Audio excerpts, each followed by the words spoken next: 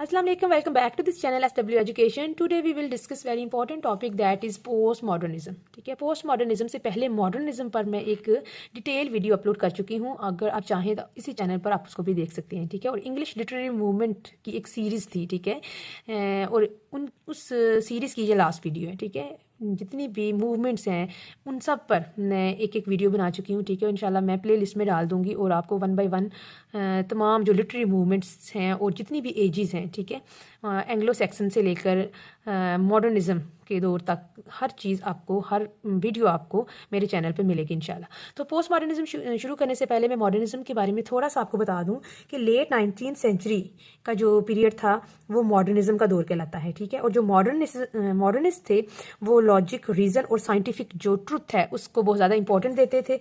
और जो मॉडर्निस्ट थे उन पर वर्ल्ड वॉर 1 का बहुत ज़्यादा इफ़ेक्ट नज़र आता है। ठीक है, यानी कि जो पहली जंग अजीम थी उसके असरात जो मॉडर्निस्ट थे उन पर वो क्लियर नज़र आते हैं।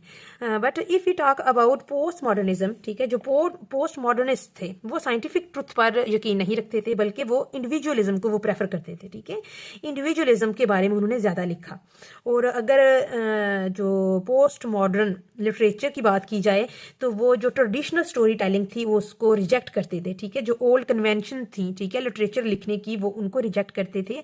और अपनी जो राइटिंग्स थी, ठीक है, यानी कि पोस्ट मॉडर्न लिटरेचर में फ्रेगमेंटेशन, मेटाफिक्शन, इंटरटेक्सुअलिटी, अब्सर्डिटी और प्लेफुलनेस जैसे जो फीचर्स थे उनका यूज़ किया। इस तरह की लिटरेरी टेक्निक्स का यूज़ करते हुए उन्होंने अपना जो पोस्ट मॉडर्न लिटरेचर था उसकी बुनियाद रखी। ठीक है, और ये भी आपने याद रखना है कि जो पोस्ट मॉडर्निज्म है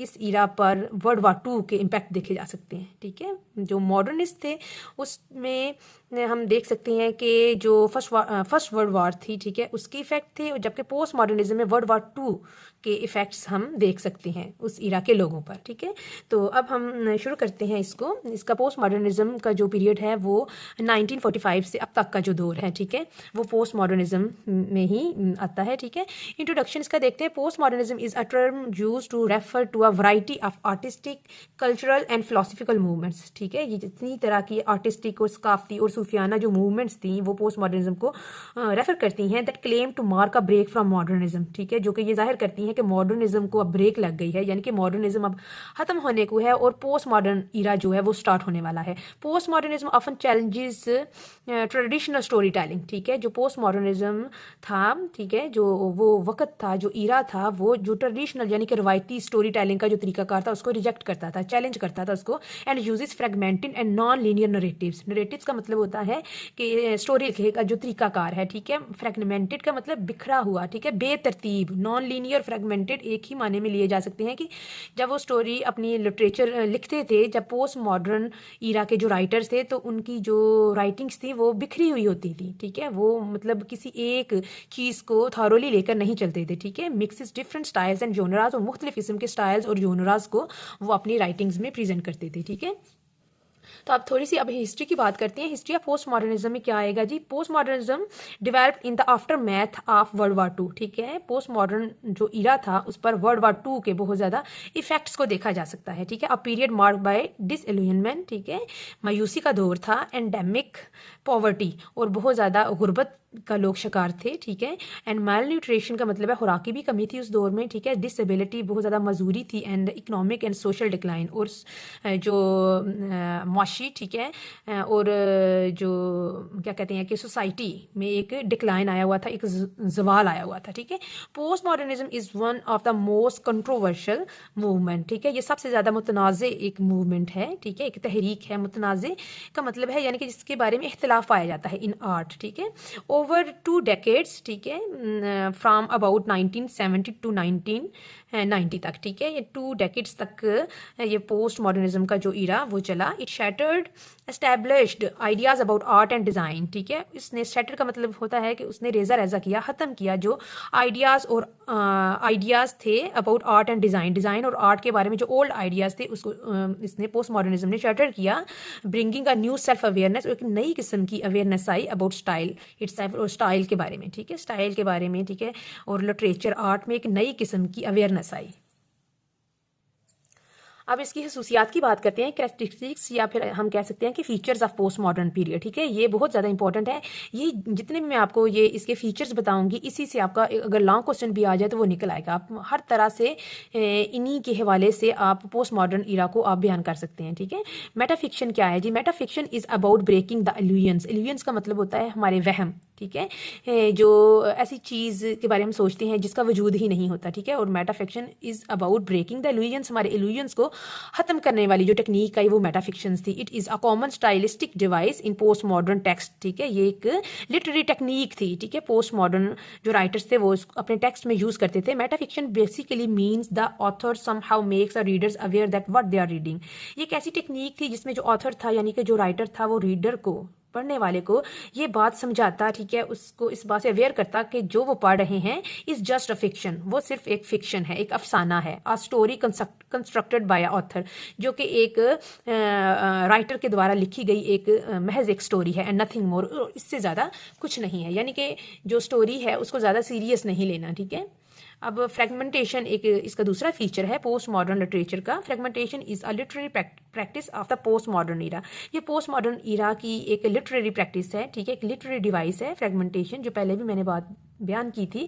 फ्रेगमेंटेशन का मतलब होता है बिखरे हुए अंदाज में किसी चीज़ को लिखना। ठीक है, to fragment is to disintegrate. Fragment का मतलब होता है किसी चीज़ को टुकड़े टुकड़े करना, तोड़ना, which is what the writers did to their themes and narratives. जो कि उस वक्त के जो राइटर्स थे वो अपने थीम्स और कहानी लिखने के दौरान वो यही काम किया करते थे। It was moving away from concept of wholeness, क्योंकि वो जो होलनेस का मतलब होता है मुकम्मल, ठीक है, थारोली किसी काम को करना, ठीक है, एक मुकम्मल कॉन्सेप्ट देना, लेकिन वो होलनेस से बिल्कुल दूर भाग गए थे। ठीक है, जो पोस्ट मॉडर्न राइटर थे, and diving into isolation and instability, और इसीलिए वो आइसोलेशन, तन्हाई और इंस्टेबिलिटी, ठीक है, यानी कि इनसिक्योरिटी का वो शिकार हुए। ठीक है, अब इंटरटेक्सुअलिटी का हम मतलब देखते हैं। ठीक है, ये टर्म्स में भी आपको थोड़ी मुश्किल लगे, लेकिन अगर आप इनको थोड़ा गौर से समझोगे तो बहुत आसान है। ठीक है, मैंने कोशिश की है कोई डिफिकल्ट वर्ड आए ना, अगर आएगा तो उसको मैं एक्सप्लेन भी करूंगी। इंटरटेक्सुअलिटी का क्या मतलब है intertextuality is a literary technique, ऐसी टेक्निक है that involves the referencing, borrowing और alluding to other text within a new book. इसका मतलब है कि किसी दूसरे राइटर के रेफरेंस को अपने वर्क में यूज़ करना। बोरोइंग का मतलब होता है किसी दूसरे राइटर की कुछ लाइन्स या पैराग्राफ कर लें, या किसी दूसरे राइटर के वर्क से कुछ चीज़ उधार लेना, ठीक है, और उसको अपने वर्क में डाल लेना। ठीक है, अलूडिंग टू अदर टेक्स्ट, या फिर अपने जो अपनी राइटिंग है कोई ऑथर, उसमें किसी दूसरे ऑथर के टेक्स्ट की तरफ इशारा करता है with in a new book, जब वो अपनी कोई न्यू बुक लिख रहा होता है। इंटरटेक्सुअलिटी का मतलब है कि कोई राइटर अपने वर्क में दूसरे जो ऑथर्स हैं, दूसरे राइटर्स के वर्क को भी शामिल करे। ठीक है, आई होप कि आपको ये पॉइंट समझ में आया होगा। और अगर पोस्ट मॉडर्न लिटरेचर के बारे में या पोस्ट मॉडर्न ईरा के बारे में आपको आए तो आपने ये जो मैं आपको 5-6 पॉइंट्स बताऊंगी आपने ज़रूर मेंशन करने हैं, और इंशाल्लाह बहुत अच्छे मार्क्स आएंगे आपके। ओके जी, नेक्स्ट है पास्टिश। पास्टिश का जो वर्ड है ये न्यू वर्ड है आपके लिए।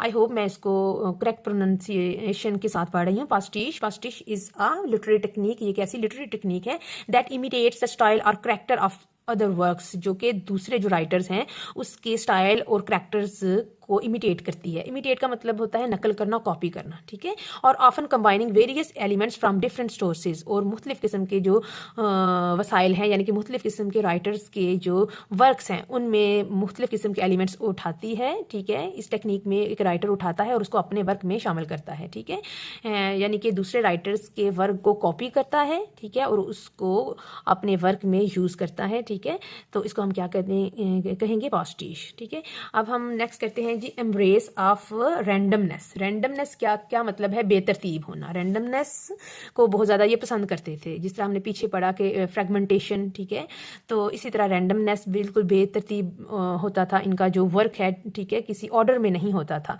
ठीक है, post modernism works reject the idea of absolute meaning. Absolute जो मीनिंग है उसको ये रिजेक्ट करते थे पोस्ट मॉडर्निज्म वाले। ठीक है, एंड इंस्टेड एम्ब्रेस रैंडमनेस, उसके बजाय वो रैंडमनेस यानी बेतरतीबी को ज़्यादा एम्ब्रेस करते थे, एंड डिसऑर्डर और डिसऑर्डर को। Post modern novels often employ unreliable narrators. ये अनरिलायबल का मतलब होता है बेतबार, ठीक है, गैर यकीनी नरेटर का यूज़ करते थे अपने नॉवेल्स में, to prevent the readers from finding meaning during the story, ताकि जब कोई पढ़ रहा हो कोई रीडर तो उसको जो स्टोरी का ट्रू मीनिंग है वो समझ ही ना आए। ठीक है, जो पोस्ट मॉडर्न लिटरेचर था उसमें जो हकीकी और गैर हकीकी चीज़ें में जो फ़र्क था वो ब्लर था, हमें समझ नहीं आती थी कि कहाँ से हकीकी चीज़ ख़त्म हुई है और कहाँ से गैर हकीकी यानी कि तस्वराती जो कॉन्सेप्ट है वो स्टार्ट किया राइटर ने। ठीक है, ओके जी, नेक्स्ट है प्लेफुलनेस। ठीक है, playfulness is a hallmark of post modern literature. ठीक है, पोस्ट मॉडर्न लिटरेचर में का जो सबसे अहम फीचर है वो प्लेफुलनेस है, where authors frequently challenge narrative conventions. जहाँ पर जो ऑथर्स थे, जो पोस्ट मॉडर्न ऑथर्स थे, ठीक है, उन्होंने जो नरेटिव कन्वेंशंस को उन्होंने चैलेंज किया, एम्ब्रेस एम्बिग्विटी, ठीक है, और इबहाम वाली जो चीज़ें थी उसको उनको उन्होंने ज़्यादा प्रेफर किया। ठीक है, एम्बिग्विटी का मतलब होता है इबहाम, ठीक है, यानी कोई किसी चीज़ का क्लियर ना होना। ठीक है, अब हम करेंगे जी absurdity. Absurdity most important feature है। ठीक है, एब्सर्डिटी क्या है? In post modernism nothing exist, no centre, no meaning, no values, no themes. ठीक है, जो अब्सर्ड लिटरेचर था, ठीक है, उसमें ना तो कोई मीनिंग होता था, ना कोई सेंटर होता था, और किसी किस्म की कोई वैल्यू नहीं होती थी। ठीक है, कोई थीम नहीं होता था उन वर्क्स का। ठीक है, all are vanished in the reality, और हर चीज़ रियलिटी में खो गई थी। ठीक है, एब्सर्डिटी का मतलब होता है कि जो राइटर इस तरह का लिटरेचर लिखते थे जिसकी हमें समझ ही नहीं आती थी। ठीक है, तो जो पोस्ट मॉडर्न लिटरेचर है उसमें अब्सर्डिटी का एलिमेंट बहुत ज़्यादा पाया जाता था।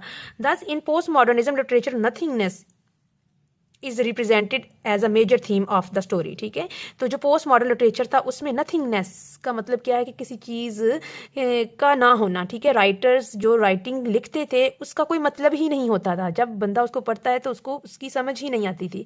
तो जो पढ़ने वाला होता था वो सोचता था कि इस तरह की राइटिंग्स क्यों लिखी गई, लेकिन ये एक एब्सर्डिटी, एक ऐसी टेक्निक थी जो राइटर्स ने यूज़ की। ठीक है, तो एब्सर्डिटी इंशाल्लाह इस पर मैं एक अलग से वीडियो बनाऊंगी, फिर आपको डिटेल से समझ आएगी एब्सर्डिटी क्या है। ठीक है, तो ये एक मेजर पार्ट था इसका पोस्ट मॉडर्न लिटरेचर का।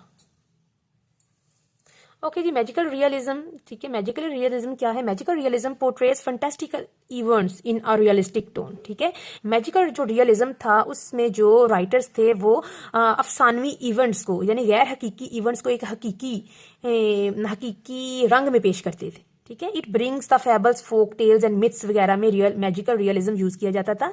मैजिकल रियलिज्म और मार्वेलस रियलिज्म, इसको मार्वेलस रियलिज्म के नाम से भी जाना जाता है, is a style of fiction and art. ये एक स्टाइल था फिक्शन और आर्ट में, that represent a realistic view of the world, जो कि एक रियलिस्टिक व्यू यानी कि दुनिया की हकीकी पहलू को सामने लाता था, वाइल इनकॉर्पोरेटिंग मैजिकल एलिमेंट्स। किसको शामिल करते हुए? मैजिकल एलिमेंट्स, यानी जादुई एलिमेंट्स को शामिल करते हुए हकीकी दुनिया को प्रेजेंट करता था। Often blurring the lines between speculation and reality, और अक्सर ये जो रियलिटी है, ठीक है, यानी कि जो हकीकी दुनिया है और जो तस्वराती, स्पेकुलेशन का मतलब होता है हमारी ख्याली दुनिया में जो एक डिफरेंस है उसको ब्लर करता था। ठीक है, जो पहले मैंने बात बयान की है कि रियलिटी और जो हमारी इमेजिनेशन है उसमें ये इन्होंने जो क्लियर डिफरेंस नहीं बयान किया। ठीक है, जो रीडर होता था उसको समझ नहीं आती थी कि कहाँ से वो रियलिटी वाली चीज़ों को पढ़ते पढ़ते कहाँ वो अब आ गया है, स्पेकुलेशन में आ गया, यानी कि एक तस्वराती दुनिया में खो गया है। ठीक है, अब इसके लीडिंग फिगर्स की हम बात करते हैं। लीडिंग फिगर्स कौन कौन है? Charles Wilder More is regarded as father of post modernism. ठीक हो गया, ये नाम आपने याद कर लेना है। Samuel Beckett, Dylan Thomas, Graham Greene and W H. Auden were leading figures of post modernism, और ये सारे जो राइटर्स हैं वो पोस्ट मॉडर्न लिटरेचर के सबसे अहम राइटर्स माने जाते हैं। ठीक है, आई होप आपको वीडियो लेक्चर समझ में आया होगा। ठीक है, अगर आपको लगे कि ये हेल्पफुल है आपके लिए, ठीक है, तो आपने वीडियो को लाइक करना है, फिर ही मुझे समझ आएगी कि जो मैं आपके लिए कर रही हूँ वो आप पसंद भी कर रही हैं। और अगर आपको मेरे जो चैनल पे मैं काम कर रही हूँ अगर अच्छा लगे तो चैनल को सब्सक्राइब जरूर करना। ठीक है, ओके जी, अल्लाह हाफिज़।